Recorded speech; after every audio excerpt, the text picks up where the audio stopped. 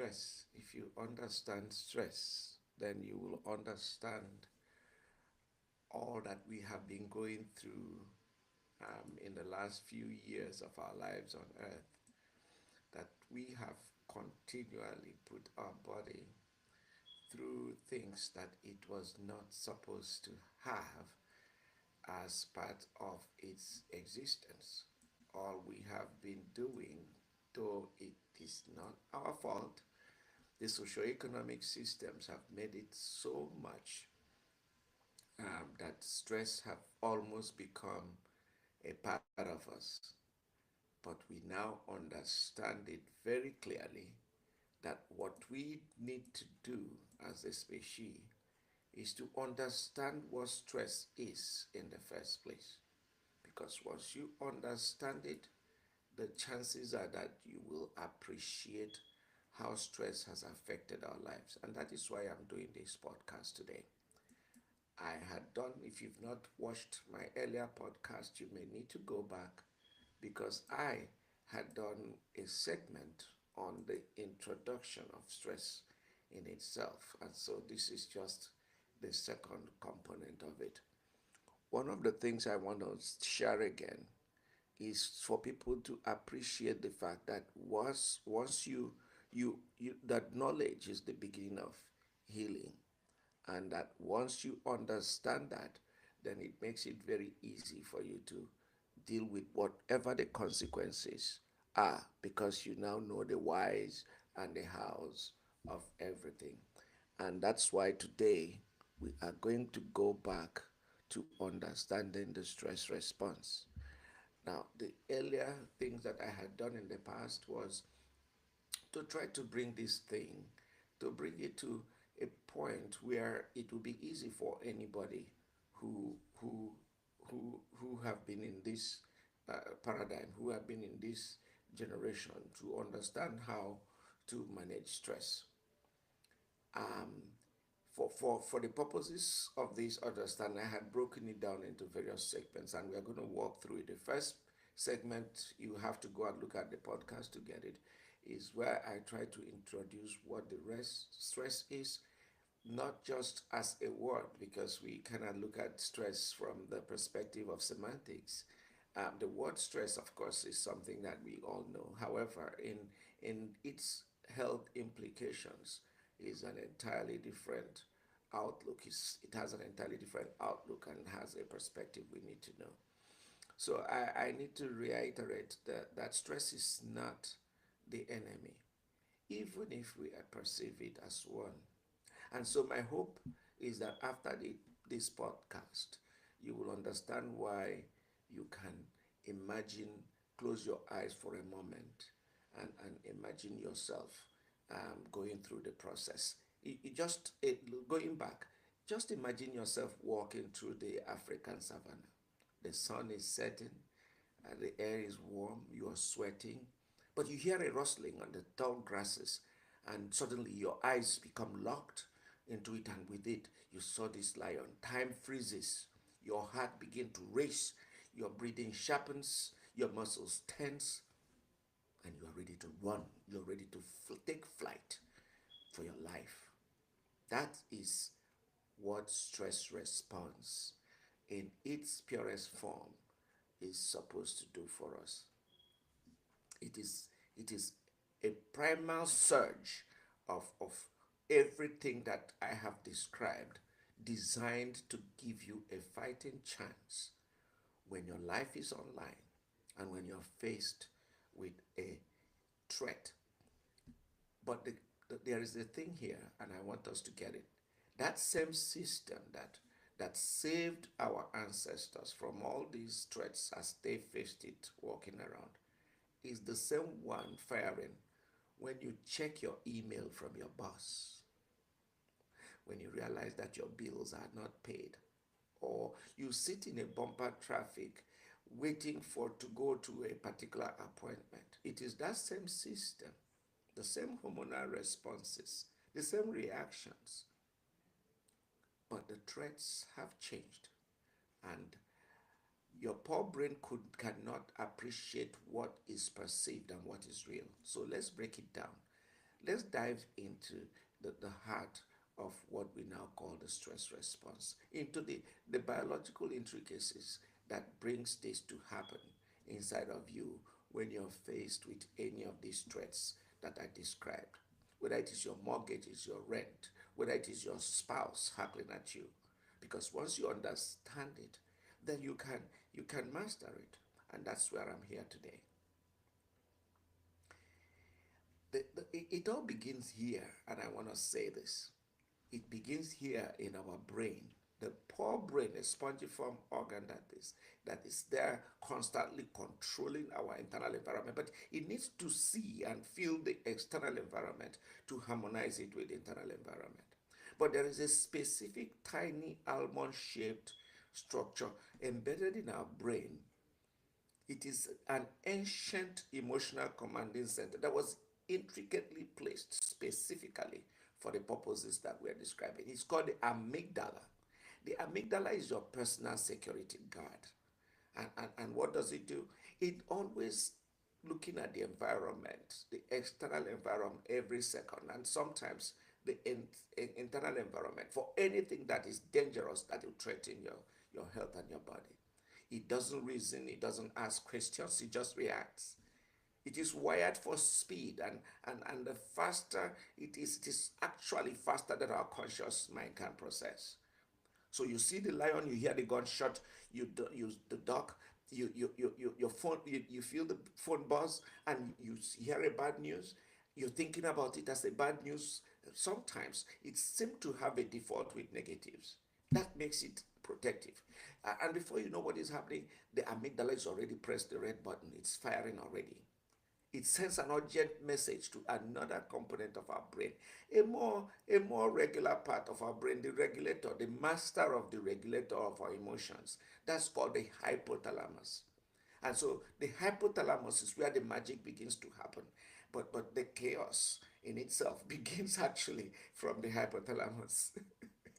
Your body's command center, that's where the emotions, because it's now relying on memories of the past, memories of things that have happened before. And the moment it gets this distress signal from the amygdala, it triggers the second aspect. It puts the gear into what I call the two-speed system. These are two parallel systems that is going to prepare you for action, because that's what happens. There is a fast lane, which is what I call the sympathetic system. The sympathetic system is the fast lane, but it's the one that is actually the default system and immediately begin to go lightning fast. So this sympathetic system is created to create that immediate that your body needs. It presses the gas pedal. Your body's built-in gas pedal is the sympathetic system. This system activates small pea-like organs right on your top of your kidney called the adrenal glands. They sit on top of your kidneys, and within seconds, the innermost part of the adrenal gland begin to release a hormone called adrenaline. Some people may also call it epinephrine. You must have heard that so much. Directly, it pumps it directly into the bloodstream. Epinephrine is an active contractor. That's what I call it. It contracts all smooth muscles in the body and speeds up your heart. They are not subtle because you're going to feel them. Because the first thing that happens is that your heart surges in its ability to pump and begins to pump in on overdrive. And then it pushes blood through your tube, the tubes, the arteries, and the arteries, because the smooth muscles are contracted, they are constricted. The smooth muscles are contracted, so they get constricted, and so the blood vessels are now pumping under higher pressure, redirecting blood away from areas where it is not needed, your skin, your digestive system, towards the big muscles of the body, which are the ones in the limb, the chest, the limbs. And do you know what it is? It wants you to run faster, as fast as you can, away from danger. Digestion can wait. Your urine can wait. But the lungs will have to respond to that, because the lungs have to bring in a little bit of more oxygen. The oxygen that your lung brings is going to be at faster rate, and so you're going to breathe faster. And then the cortisol coming from this outer part of the adrenaline will surge the glucose in your bloodstream to provide quick cheap gas to the muscles because they needed it at that time. But you know what else? Because the adrenaline is constrictive, it also constricts the pupils. It narrows your pupils to focus on whatever what is thought to be that threat. And your muscles are also tense because they want you to sprint, run as fast as you can. That is what is called adrenaline rush. That's why your chest tightens, your hands tremble, you feel that surge of energy when you're startled or when you're scared. But that scare is not just the one that is real, but it can also be one that is perceived. So adrenaline is not subtle, it has a raw power. It is designed actually by its precept to save our lives. But that's about only the beginning. But there is a parallel system, the second pathway, that has to kick in when it's assessing all of this. It is a little bit slower, but it's more powerful. And people do not appreciate that it is an adjunct to the adrenaline pathway. I call it the slow burn, and that is the cortisol system, the hypothalamus pituitary axis. While adrenaline is the match that when it's being struck, cortisol is the steady fire that keeps burning. It stays slower with a sustained release. It begins with a cascade in the hypothalamus, the same hypothalamus responding, but hypothalamus have to call on another organ called the pituitary gland before the pituitary gland will now talk to the adrenaline to stimulate the production of cortisol. That's why it's a slower system. And once cortisol is released through the corticotropin releasing hormone, what it happens is that it causes the release of another one called the adrenocorticoid hormone or the adrenocorticotropic hormone or ACTH. What happens is that ACTH, once it enters your bloodstream, remember what we said is a slow burning pathway, and it reaches the adrenaline and then release cortisol. And then that's when cortisol, which despite the first part of the squat that it had to do to bring the glucose level up in that minutes, in the first part, in this time it takes a slower version of it and begins to, it's now in minutes, not in seconds, but it is profoundly potent. We think it is as potent as anything can be because what we know is that what it does is that it continuously sustains the fight, or if you're running, sustains the flight. Where the adrenaline is the sprinter, cortisol is the marathon runner. It is the one that keeps you going after the threat. Try to get to harness what the threat is. It maintains the blood sugar at that level, ensuring that the muscles have fuel that is long enough even after that initial surge of adrenaline fails.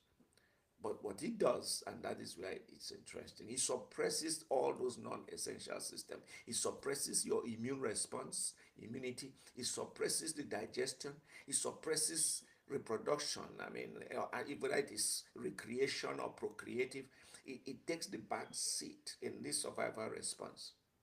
But it sharpens your focus and heightens your alertness. At the same time, it keeps that going. But cortisol is a double-edged sword. In short bursts, like we said, it is life-saving. But when it is in this form, the second phase is chronically elevated. It's constantly pushing sugar in the blood. It becomes fairly destructive. When it is too high for too long, it begins to erode into other systems because the high sugar begins to produce advanced glycated products.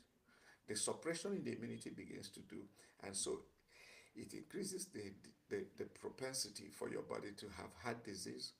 It also promotes the conversion of glucose to fat, and so you're going to have fat, especially around the abdomen. We have just said, and it is, you can see from the imperative, from what I just described, that it will now suppress your immune system, leaving you vulnerable to all diseases, including cancer, because the immune surveillance that would have detected the cancer cells before they change are not there. It begins to shrink the neurons because it takes away the memory center. In anxiety, you don't have time for the mem to store memory, and that's what contributes to all the other components, including dementia.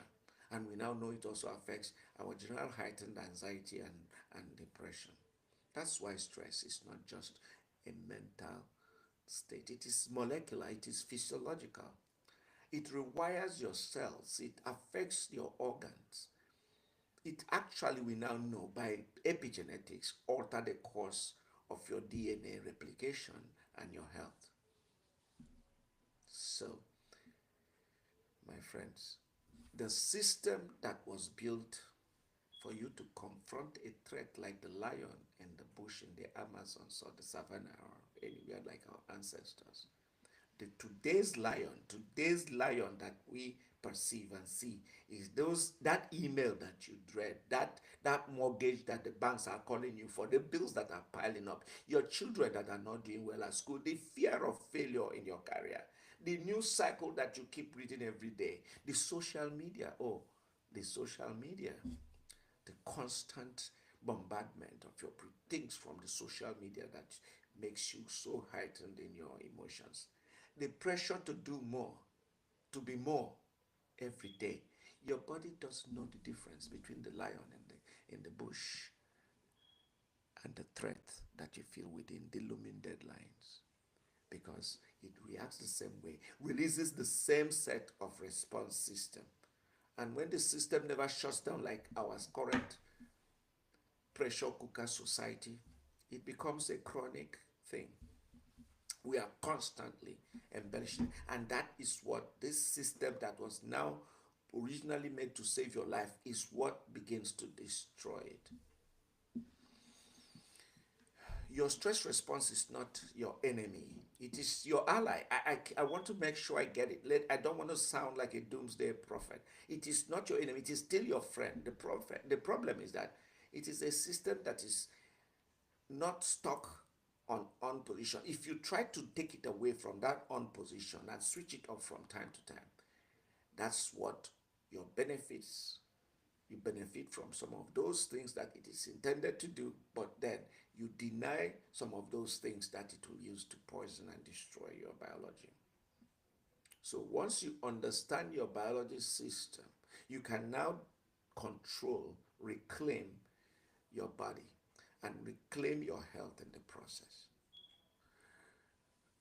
And this is what I am intending to do in this podcast, in every topic that we are going to discuss in every day. So let's bring it home. I want us to travel back in time and understand. We kind of understood the lion's chase, right? We understood the lion's chase. We understood that coordination and primal dance between adrenaline, cortisol, and our survival. We got that, right? But here's the truth. For most of us, there is no lion, yet we constantly feel we are being chased every day with just things around us. With a friend of yours just say, hey, made a statement, and the interpretation, the perception you have about it is what becomes a threat to the poor brain. The threats we face now are different, but they're not less real. I want to say it is your brain perceiving it, and the toll on our body is now silent. It is relentless, but it is likely to be deadly if you don't do anything about it. So the story of stress in our modern world is a story of you, me, and everyone that you know, your friends, your colleagues. You know about them. Now, this is what I want to say. If you want to now begin to control it, this is what I want you to do right now. Just right now, as we are talking, as you are listening to this podcast, I want you to do this. Close your eyes again. Picture this. You wake up and your phone is already buzzing. You have those unread mail. You are males. Your perfect life sometimes feels as if you are less than you should be. You are running late and the traffic is crawling. Your bills are stacking up on your kitchen counter. Your rent or your mortgage or your children's school fees is due, and you are not balancing the budget, and you can see it. Your groceries are now more expensive than they were last week. Your child needs new shoes, and your husband is constantly pecking at you. You haven't had a moment just for you in weeks. Your wife is constantly nagging you, and you feel this tightness in your chest. That's not life. That's what stress is. However, unlike the lion that is in the bush, in the Amazons or the Savannah wetlands or the Sahara Desert, this is socio-economic stress. It's the new predator. We cannot help it. We are not able to in any way influence some of the factors that bring it. Financial uncertainty. Will I have enough to pay the bills? Job pressure. Will I have this job continuously? Can I maintain it? Am I good enough for it? Do I have the right qualification? My colleagues are not telling me I'm not doing better. Social comparisons where you try to see that everybody, especially with social media, everybody seems to be happy, everybody seems to be up, everybody seems to be wealthier than you, more successful than you. And your children, you begin to wonder, am I doing enough for my kids? What about my parents? What about my partner? What about my spouse? My spouse? The digital leash that we are connected with 24/7. The internet is buzzing, but yet you are feeling more disconnected from the life than ever.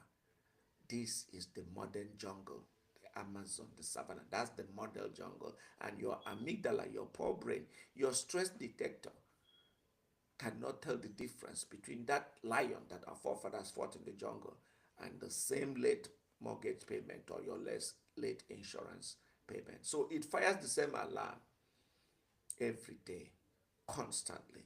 The cortisol response is constant, but our bodies was not built for this. So that system that is killing you was what saved your ancestors in the past. So let's look inside at what happens when that happens, and that stress becomes a daily soundtrack. So when cortisol and adrenaline drip into your system, week in and week out, month and monthly, through the months, through the years, over the time that you are an adult, they begin to erode the very foundation of your life. The heart, which has been pumping from you were 2 weeks in your mother's womb, have not stopped, have not rested, have not had any respite, is constantly working harder than usual because it's not just beating faster, it is pushing blood through hypertensive constricted blood vessels, and then those vessels begin to have irritation causing atherosclerosis. That's what leads to heart diseases and strokes. The cortisol is pushing your blood levels so high that your body, your kidneys can no longer push it out enough. It begins to create what is called glycated, advanced glycated products. Your insulin response begin to weaken. Your blood sugar becomes almost permanent. That's what leads to diabetes.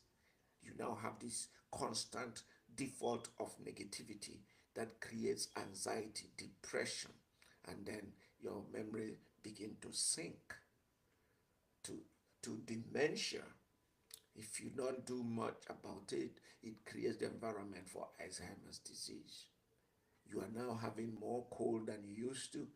Every infectious process that passed through your body cannot respond to it because your body's immune system is down. Look at what happens to your digestion. Remember, the blood was sucked out of the digestive process because it wanted to go and confront the threat with your muscles. Over time, your gut health begins to deteriorate. You begin to have so-called inflammatory bowel diseases.